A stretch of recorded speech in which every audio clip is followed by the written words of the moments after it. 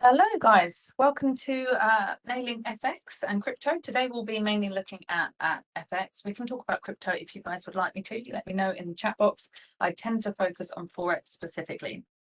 So welcome so far to Boo and to Keshav. So thank you for being here today, guys.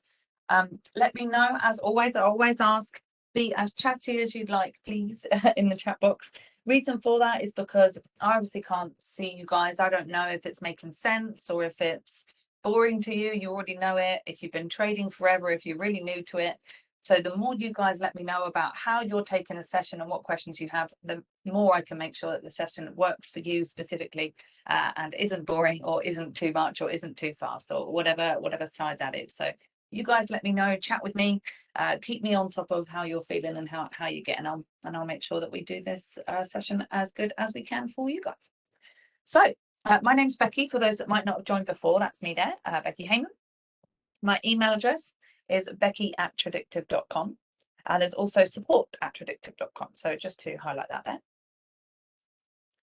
For some reason I've lost my, there you go, there it is. There they are. Those are my email addresses that you can get hold of me at, or if you email support, you can get hold of me there. I'm just going to cover the disclaimers real quick. Of course, it's important for legal reasons to read them. So take a second and just read those. In a nutshell, it's essentially explaining that these videos are demonstrations and don't indicate the results that you may receive. Okay, so I'll leave that up for another few seconds just in case you guys are reading. You can, of course, come back to the recording and read it later as well if you like. I just want to point you very quickly towards a page that I would like you to use, which is tradewithufos.com/Becky. Now, the reason I'd like you to use this is because once you've come to here and you've set yourself up with a free membership, you can scroll down and ask questions here in a public setting. Now that's great because it means other people can see the answers, so they can see the questions and the answers, which is great because it means if you add questions to there, other people are learning, but it may be that you come with a question and somebody else has already asked it, in which case you don't need to wait for the answer. So it helps the community with everybody to sort of learn from each other and see that there. So if you can, use this link to ask a question. You can, of course, email me if you'd like, but this is better for the community. Okay, so first things first, let's look at a trade we put on last time. So the last time we were on 7th of July, and we looked at this short opportunity with the Canadian dollar versus the Japanese yen. And as you can see, we missed it. We didn't get into this trade. Our entry was this black line. Our stop was this red line. And then we had our targets at these green lines. And price came up to here, didn't quite hit our entry, and then dropped away from there, which means this trade is now invalid. If we follow our methodology, and I'll explain it a bit more as we go, but for those that maybe have followed us before, we do still have a confirmed downwards climate. So we still have probability down, and this is a short. But if price is going to come up here to enter into it, by the time it gets up there, probably the trend has changed. The climate has changed. It's no longer a downwards climate. It would also no longer align with our EMA. So two things out of our strategy that need to be fulfilled will no longer be fulfilled, which means we cancel this trade. So I'm just going to delete the drawings there. So that would be what we do with this trade from last time. We'd have to cancel it. Now, before we look at new trades and new opportunities today, let's just check out the FX Street economic calendar and just see if there are any ones that we should maybe avoid or be more aware of. So what I do here, by the way, is I filter for the next week or so, because we're going to be swing trading. Filter for the next week or so. And I filter by high impact news on a few major world markets. Now, the reason I do that is because, let's say, for example, so on Thursday, lots coming out on the euro early in the morning. This is early in the morning, New York time. So if lots of news is coming out on the euro between 6:45 and 7:30 New York time, then perhaps between them, we're going to see the euro do this. It's going to jump about a little bit. Now, that might be a good thing. Volatility can be a good thing. If you're on the right side of it, you can make money very quickly. If you're on the wrong side of it, you can lose money very quickly. So depending on your style as a trader, depending on your risk tolerance, will depend on whether or not you want to embrace volatility or keep away from it. I would tend to be more like somebody to keep away from it, or at least to maybe reduce the risk on my trades on those days. So you can use this to then say, okay, maybe we'll be careful on how many euro trades we put on.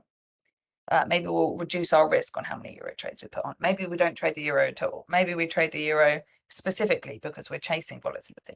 Ultimately, that's going to be the answer that you will ask yourselves, because it depends on your risk tolerance and how you feel about that kind of thing.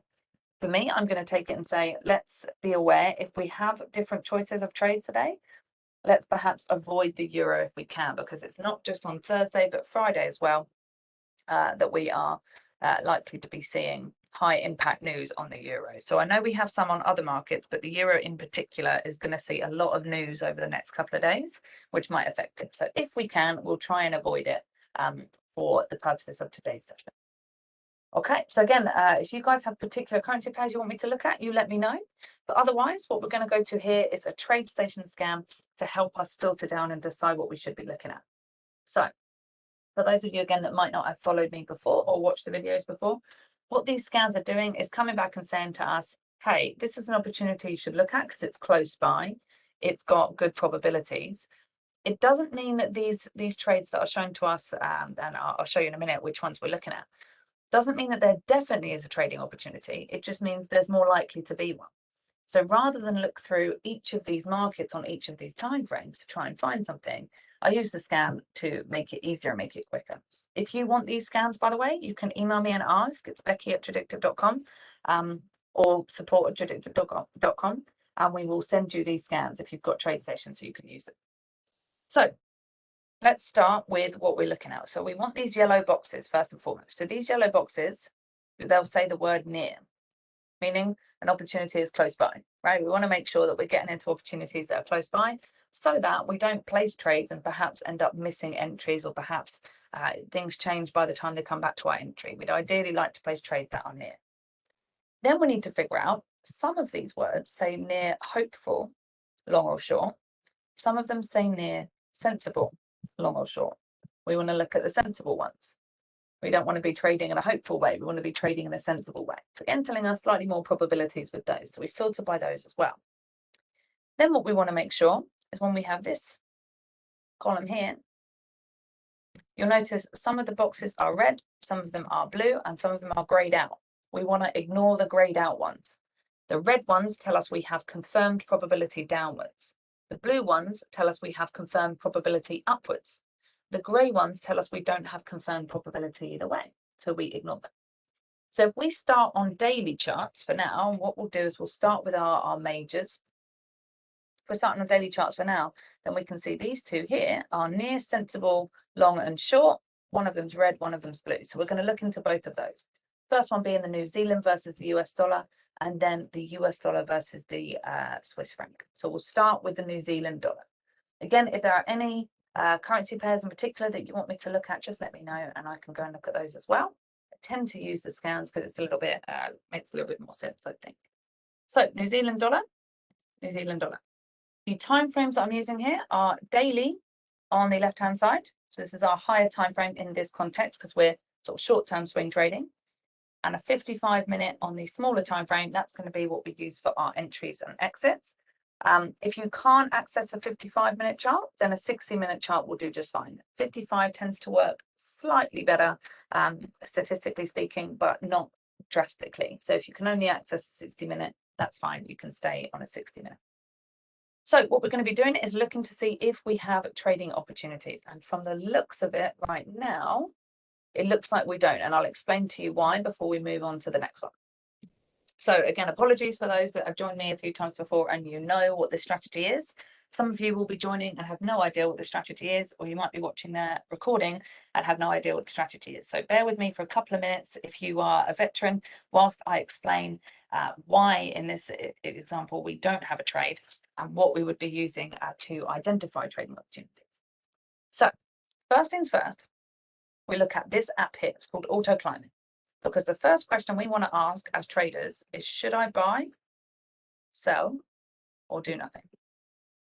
That's the first thing we should be asking ourselves. And to be honest, it doesn't really matter how you answer that, as long as you have a consistent way of answering that question, so that it's not a guess or it's not a subjective how you feel on the day or based on a news thing on the day.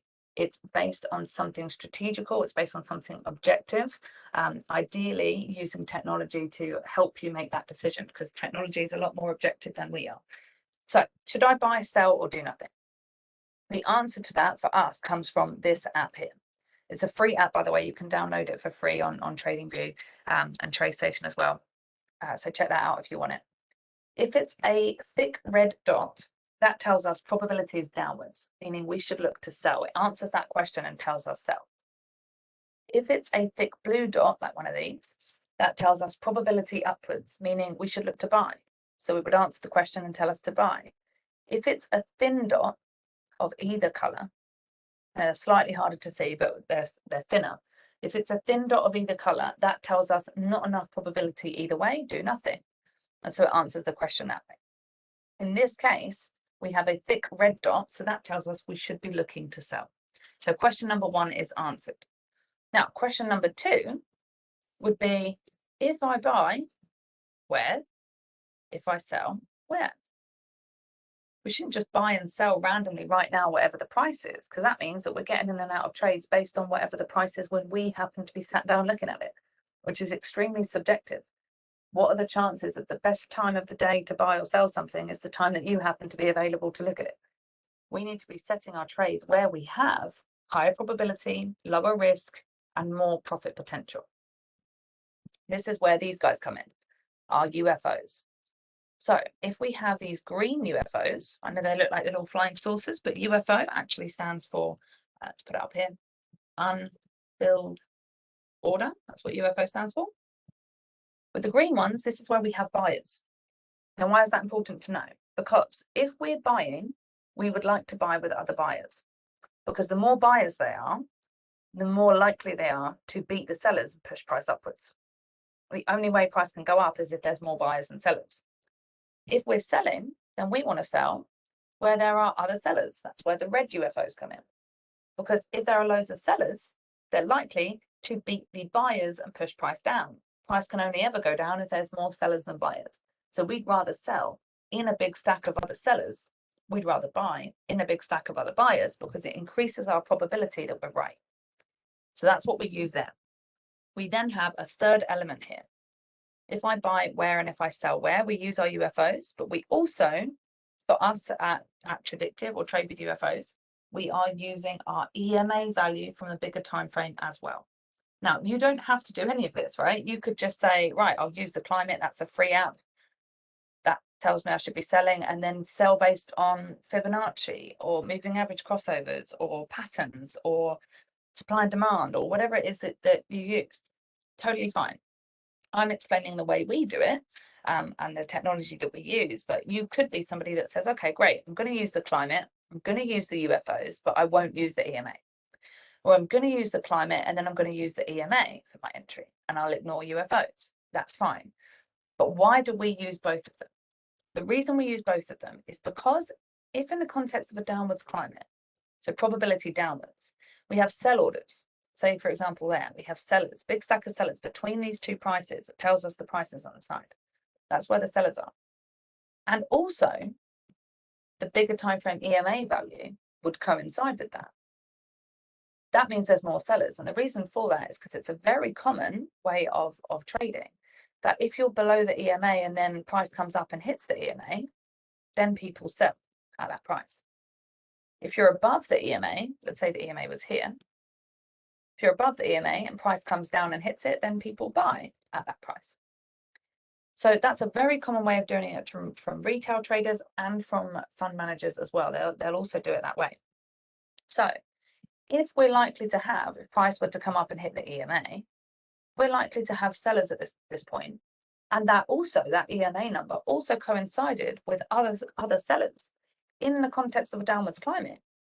Then you've got lots of data points, lots of probability points going in your favor that you're likely to see what you expect to see, which is price go down. You're still not guaranteed. We're still going to use stops. Of course, we know crazy things happen in the market sometimes, but we want to be trading where we have the most probability. So if you're somebody that says, you know what, I'm not going to use the UFOs, I'm just going to look at the climate and then use the EMA, that's great, because you've got 2 out of 3 probability points. But it might be that you have, way more trades because you have less criteria it's got to fit, but more trades that lose. So your probability rating goes down, but the amount of trades that you place can go up. So you might overall still make the same amount of money or even more money. If you're somebody that's stricter and you says, right, I've got to use the climate, I've got to use a UFO, and the UFO has to coincide with the EMA before I even think about placing a trade.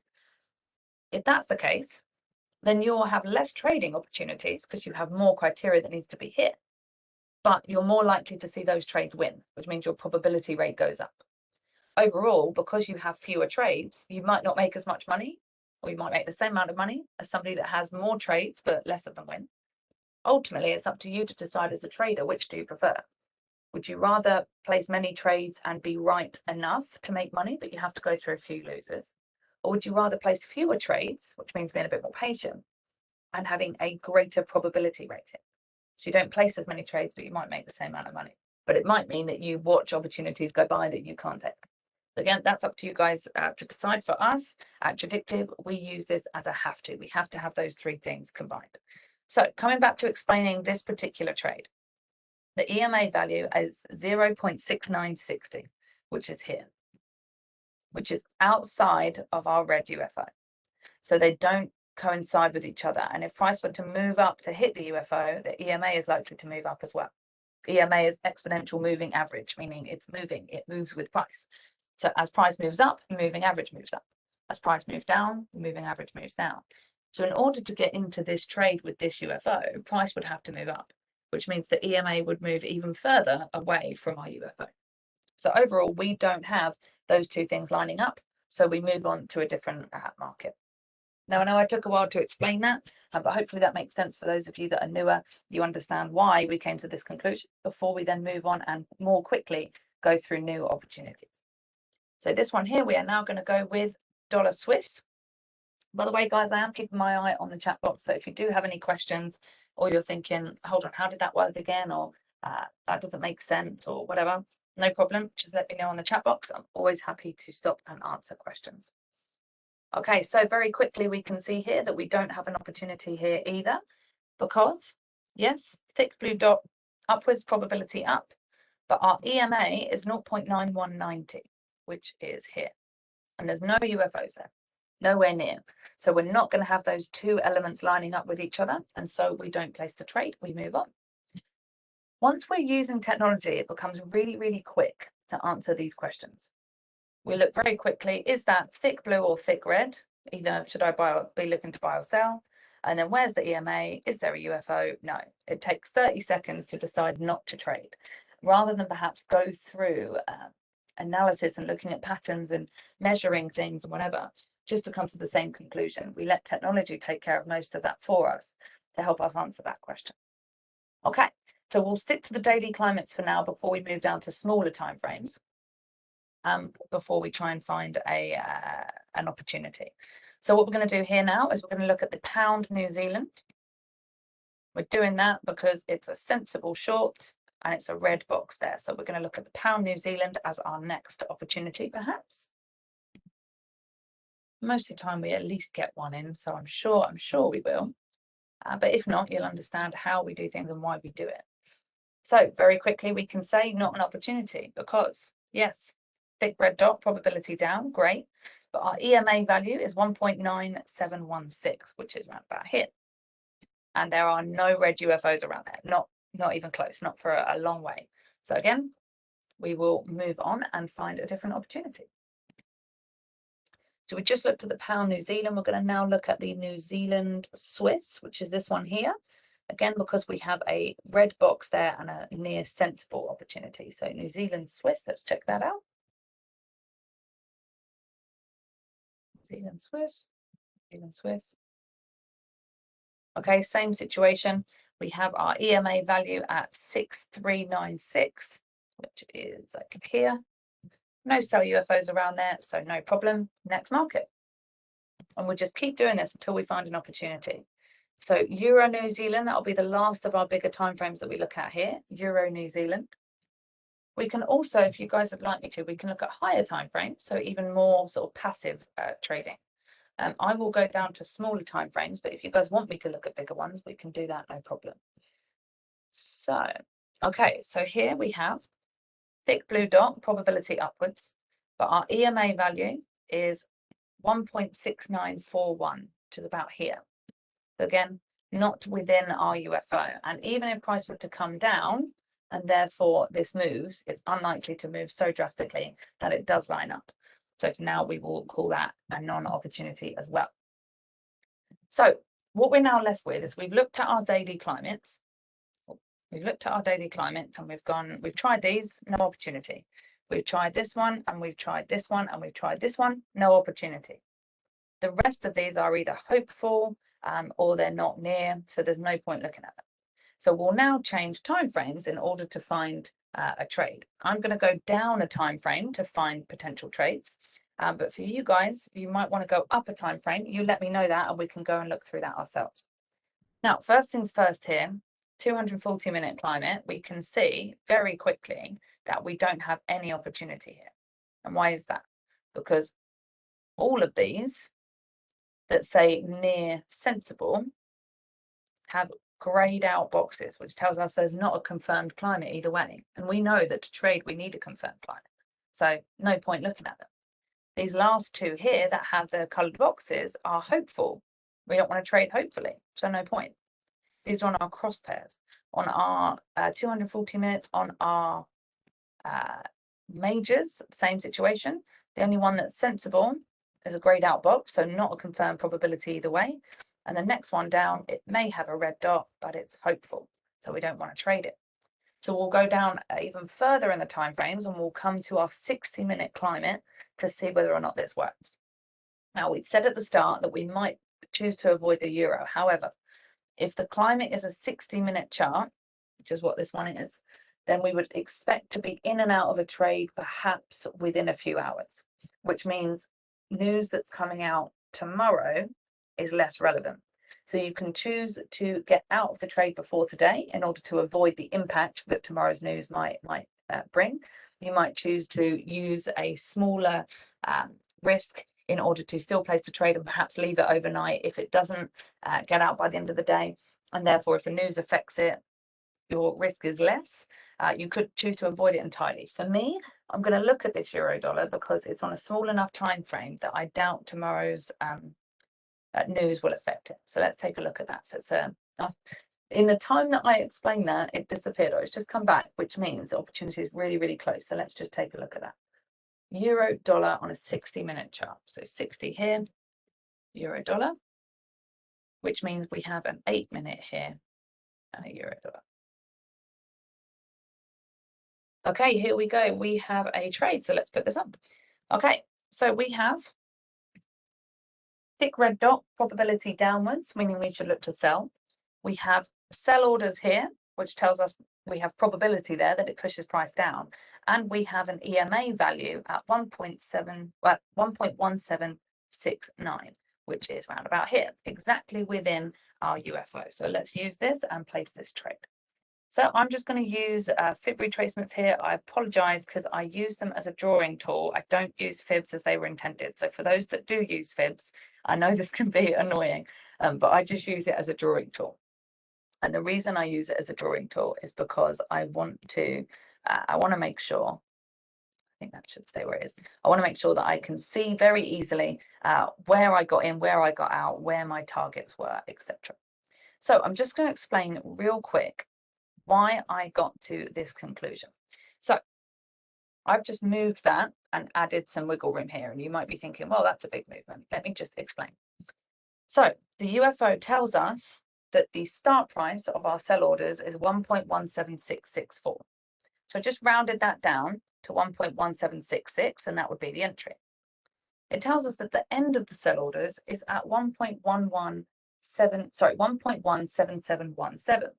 So what I did is rounded that up to 1.1772, and then I added 7 pips of wiggle room. The reason I added 7 pips of wiggle room is we always give 5 pips of wiggle room, but because in this case our stop loss is a sell order, I've also tried to incorporate what would be the spread as well, a couple of pips normally. So I've added 7 pips to that That's our entry now, this black line, and our stop loss is this red line. Now, where are we going to put our targets? We have, by the looks of it, we don't have anything on the left-hand side to use, so that's fine. First target, what we're going to do is we're just going to use the order panel on TradingView because it's really helpful to do maths a lot of the time. It means I don't have to think about it, it just does it for me. And what I've done here is I've entered my entry and my stop loss, and that's told me that that's 13 pips between entry and stop. My first target is going to be a 1-to-1 target. So I just put in 13 there, and then it will tell me exactly what number that is. 1.1753. I'm going to take a horizontal ray. Again, just use it as a drawing tool to draw it on the chart. So later on, it's easy to figure out where I got in and out. So that would be my first target. What I'm going to do is risk $50 on this half of the trade and $50 on the other half of the trade. You can risk whatever you want, of course, it's up to you. I use 50 and 50 just because $100 total risk is a nice round number, easy to divide in half. But of course, it could be $10 total risk, $2 total risk, $2,000 total risk, whatever you want to use. So this is just the example. So I'm going to place that half of the trade. And so we're already triggered into it pretty much straight away. Now, the second half of the trade, what we would normally do is take the UFO, the opposing UFO from the bigger time frame, to decide that that's where we're going to take our target. Because let's say we had a buy UFO here. Well, the only thing that's going to stop confirmed climate to the downside with sell orders and sell orders, the only thing that's going to stop lots of selling is lots of buying. So we want to get out before we would reach a big stack of buy orders. That's what the green UFOs would be telling us.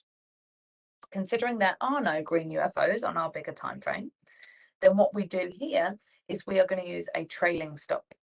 So we will put our entry in. So it's 1.1766. Our stop loss is the same. And we will literally just not take profit. So same amount of risk, no profit target, because what will happen, if I just click sell and put that in, what will happen is as price, if it does move in our favor, let's say it moves in our favor and then it creates a new red UFO here. What we'll do is we'll take that stop loss and we'll put it here. And then price moves down even more and it creates a new red UFO. New one turns up there. So we take our stop loss from here and we put it here.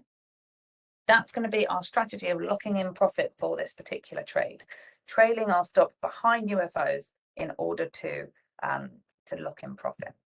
Now, what I'm going to just do here is put a little note on this so that we remember next time. So placed on 21st of July, T2 trading stop. So we've got that there as a little note so we can come back and check that next time.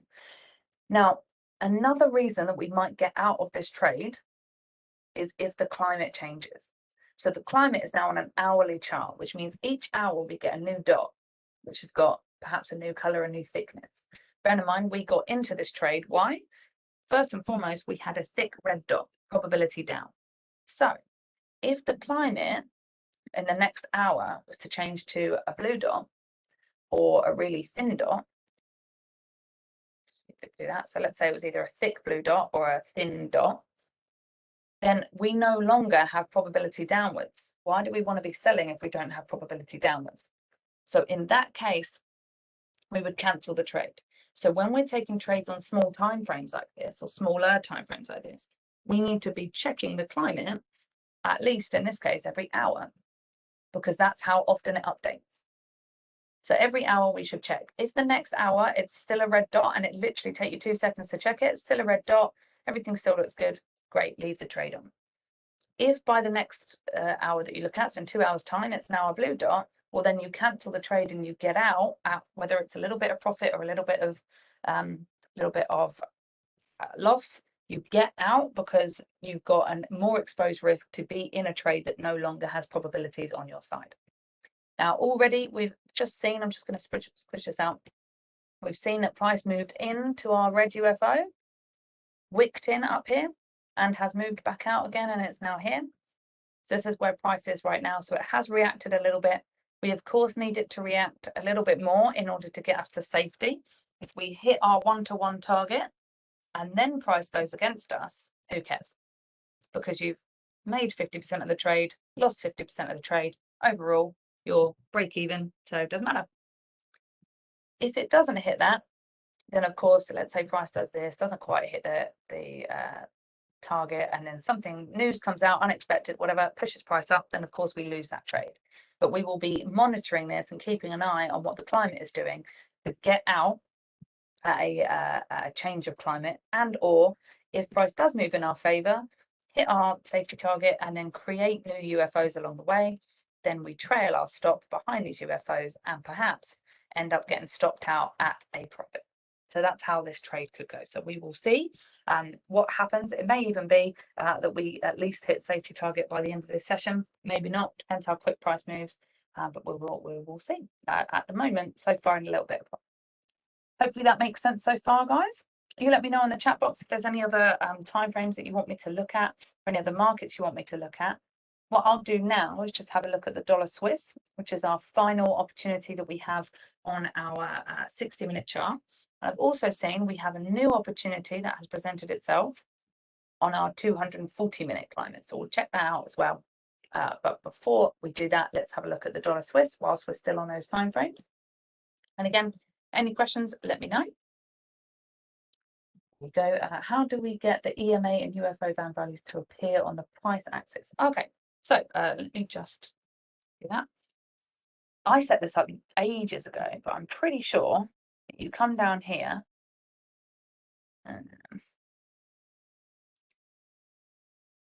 Maybe we right click on here. I'm pretty sure it's in the settings of some kind that you can, so symbol last price label, indicator last value label, there you go. So if you go to, I'm going to come out of that and do it again. So you can right click on the price axis, go to settings, and then go to scales, and then you can choose these labels. So indicator last value label. I've gone no overlapping labels, so you might notice that you know, these labels are next to each other, even if they might be a very similar price, but it's on the settings tab there. Brilliant. Nice to see you've got that there, Steve. Okay, so let's see if we have an opportunity here, and very quickly we can see that we don't, and that's because we have a thick blue dot. Yes, probability upwards, great, but our UFO, our EMA, I'm using these different letters, our EMA is 0.9217, which is here, and there's no UFOs there. The closest one is all the way down here. So nothing lining up in the way we want it to line up. So no worries, we move on. And we will look at, so see, we had an opportunity that came up just now and now it's disappeared. That's obviously what sometimes can happen. A new UFO forms very quickly and then price hits it very quickly and we lose that opportunity, which is a shame, but it happens. That's what happens when we trade. It's the nature of the market. So what I'll do now, unless you guys have specific timeframes you want me to look at or specific markets you want me to look at, we'll come away from the scans for now. I'll go to bigger timeframes. Let's put a week and 144 minutes.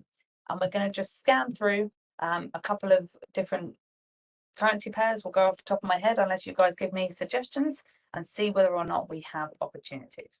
So not one here on the dollar Swiss very quickly. So again, we'd have 0.9151 is the EMA, which is here outside of the UFO, so no worries.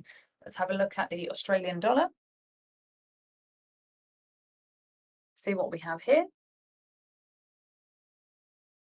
So on this one, my concern with this one is price is really far from the EMA.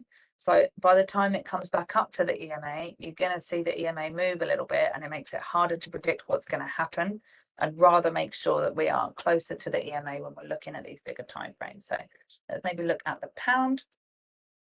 Oh, it looks like we had a pound trade on maybe once before recently that we hit our safety target on and then got stopped out. So we got, I don't know what time frame that would have been on. I probably just forgot to delete it, but just to show you here quickly then, this would have been a trade that was taken in May by the looks of it.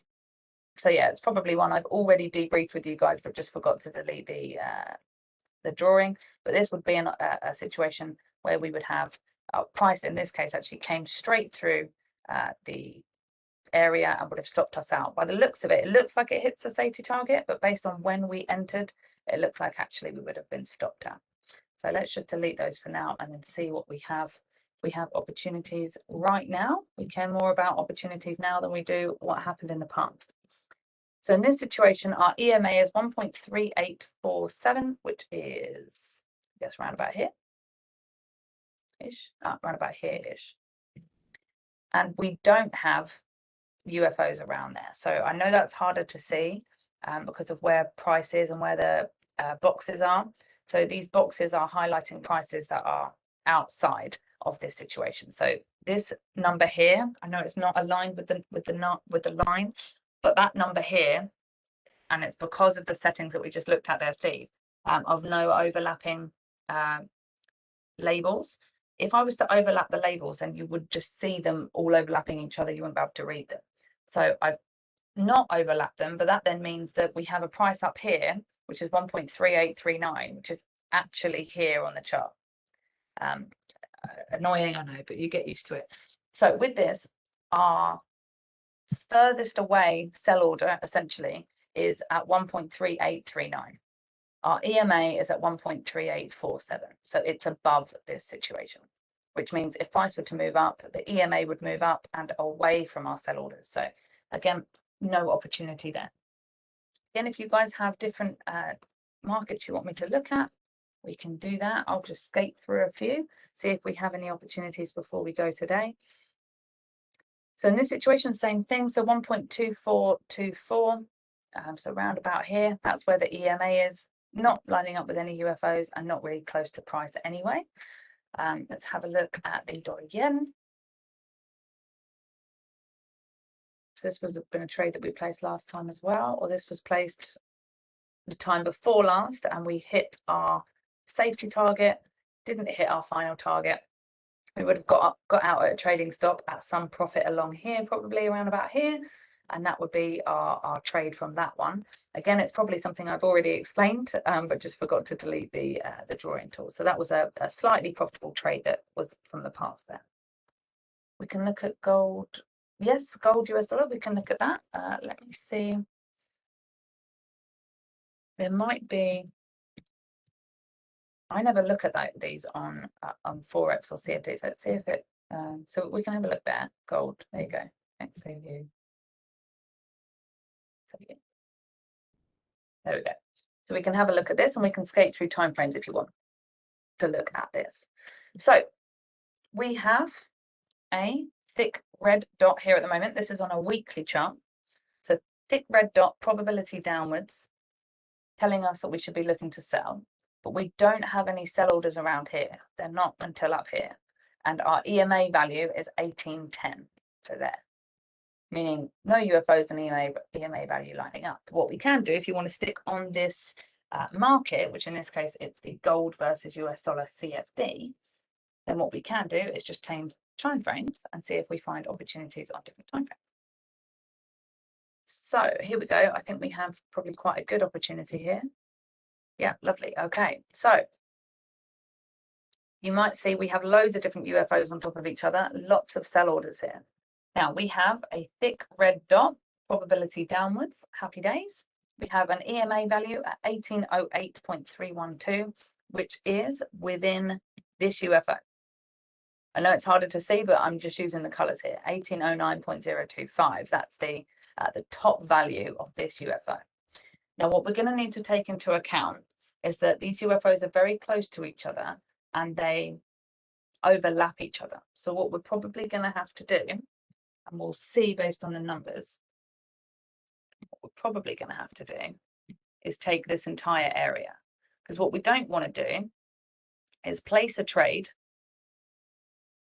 Let's say, for example, place these ones and price goes through, stops us out, moves up a couple of pips, and then hits that one and moves down from there. So we would ideally take this bigger area. Now, what we want to make sure of is, first of all, we don't need to take this smaller area. We can ignore the smaller values because so that would be there. That would be our entry there. And we'll look at the pips here. So these move up in increments of 0.5. So this 0.005, that's going to be our pip here. So we want to give it 7 pips wiggle room. So we'll see if the 7 pips wiggle room is between these, then great, we'll put our stop loss here and we have a smaller trade. We're more likely to hit our target. If it falls within this other UFO, we're going to have to incorporate the whole thing. So let's do some maths there real quick. So the entry for this one is 1810.850. And the end point for this one is 1809.025. So that's more than 7 pips between them, which is good. So it means we can take our UFO to here. So what I'm going to do is double click on these and use this fib retracement again as my drawing tool, and we'll put this in. So our entry price, we're going to use this number here, 1802.585. I'm actually going to round it down to 1802.58. So 1802.58. And then we're going to put our stop loss at 1809.025. We're going to round that up to 0.3, and then we're going to add 7. So that's going to take us to 10. And that would be where our stop loss goes. So we've given it a little bit of wiggle room there. Everything making sense so far? Manu, I know you specifically asked for this market. Just let me know if you're with me and you're following me on this opportunity that we have here, and why we're taking it and where we're taking it and things like that. So just to reiterate before we go and do our targets here, we have got a thick red dot, probability downwards, we're looking to sell. We had a bunch of UFOs together. We chose this one. Why? Because this is where we have our EMA. We were lucky enough that our stop loss didn't fall into the next UFO, which means we didn't have to combine everything. If the stop loss would fall into the next UFO, we would need to combine everything, and it would be a much bigger trade, which means it's slightly harder to do that. So let's very quickly, I know we're running perhaps a little bit over time, so let's very quickly put this trade on. So we're going to put in our entry, 1802.58 to 1809.10. There we go. So that's told us how many pips that is. We'll then just put in the same amount of pips over here so that our target comes up and is worked out for us. So our first target, which is 1 to 1 away, is 1796.06. There we go. So that would be our 1 to 1 trade. We'll risk $50. There we go. And that trade's gone in. Now our second target, we're going to come over here to our bigger time frame. Remember I said before, in the context of a downwards climate with sell orders and sell orders, what can stop that? Big buy orders. So we're going to use this UFO on the bigger time frame to be our second target. So see the number there is 1782.89. I'm going to add a couple of pips to that. We're going to take it to 1782.91, and that's going to be our second target. So we have, oh, it looks like we hit a stop loss on euro dollar. So we'll have a look at that in a sec. So this was, the entry was 1802.58. The stop loss is 1809.10. And our profit target in this case is going to be 1782.91, $50 risk. So that's going to be on our daily chart on the left-hand side, 55-minute chart on the right-hand side, gold versus the US dollar CFD. This is the trade. So we'll put our another line in there so it's easy to see, and this is 1782.91. I'll put a little note on so we remember this for next time, which was placed 21st July. There we go. Don't need to say anything about the targets because we've got them easily placed in where they should be. So that would be our gold trade. I'm going to very quickly, just before we wrap up, go to our euro dollar, which was on our smaller time frame. So it's a 60-minute on the left and a 8-minute on the right. Here we go. So we had a situation here where we hit our entry. It moved a little bit into our favor, but you see what happened here? A buy order was generated, which means it's pushed price through our zone and hit our stop loss. That's why we have stop losses, so that we get out at the place where we're proven wrong as soon as possible. So this would have been a losing trade. Now, unfortunate that it happened now, because I would bet that the next hour, so if we were to wait 15 minutes, we won't, but the next hour is likely to be a thin dot. And if we'd have known that beforehand, we would have obviously got out before this lost. But that's just how it goes. This would have been a slightly losing trade here on the euro dollar. So I'm going to get rid of the lines there so I don't have the confusion next time. And we'll just go back to our gold situation that we were looking at just to wrap up with this as our last trade for today.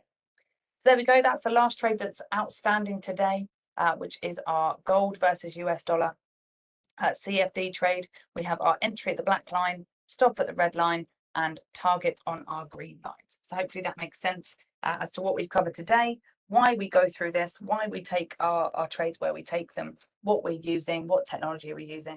If you have any questions, you can email me, becky@tradewithufos.com, and or you can go to tradewithufos.com/Becky, and you can ask questions here in this public setting. And then that way, when I answer them, other people can see the answers as well. Okay, so that's me done. I know I've gone a couple of minutes over, but I think I'm good. So I will see you guys next time. Please get in touch in the meantime if you do have any questions or if you place any trades and you want us to check them over, whatever it is, just let us know. Always happy to help. And see you next time, guys. Have a great rest of your week. Take care.